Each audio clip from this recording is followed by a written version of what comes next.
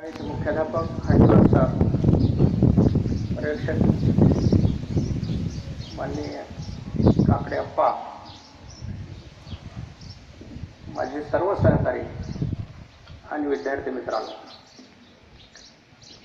हा आदेश मलाही आत्ताच प्राप्त झाला थोड्या वेळापूर्वी. खरं म्हणजे गेली 24 वर्ष या संस्थेत मी काम करत आहे. 93 ते 96 जवळपास 2.5 वर्ष माझी नियुक्ती साने गुरुजी विद्यालय भावठाणा या ठिकाणी होती आणि 96 पासून जवळपास आज तक आहे 20-21 वर्ष याच ठिकाणी मी आहे. आता होळ या आपल्या शाखेमध्ये माझी बदली झालेली आहे. या आदेशाचा मी स्वीकार करतो, कारण जो विद्यार्थ्यावर प्रेम करतो त्याला दुसऱ्या कुठल्याही गोष्टीची भीती वाटत नाही, असं माझं मत आहे.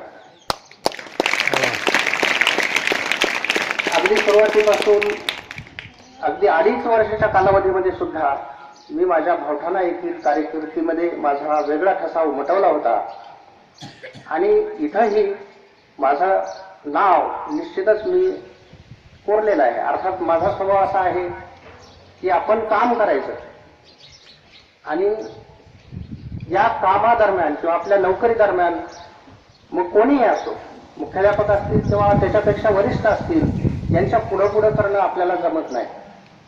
म्हणजे आजतागायत माझ्या काही स्वभावात नाही. म्हणजे स्वभाव हा माझा इरिटेट होतो बऱ्याच जणांना, पण हरकत नाही, त्याच्यात बदल माझा होणारही नाही. मी फक्त विद्यार्थ्यावर प्रेम करतो, त्यांना शिकवतो आणि मग बाकीच्या बाबी मला गौण वाटतात. त्यामुळे इथून पुढेही मी माझ्या विद्यार्थ्यावर असाच प्रेम करत राहणार, एवढी ग्वाही घेऊन मी थांबतो. धन्यवाद.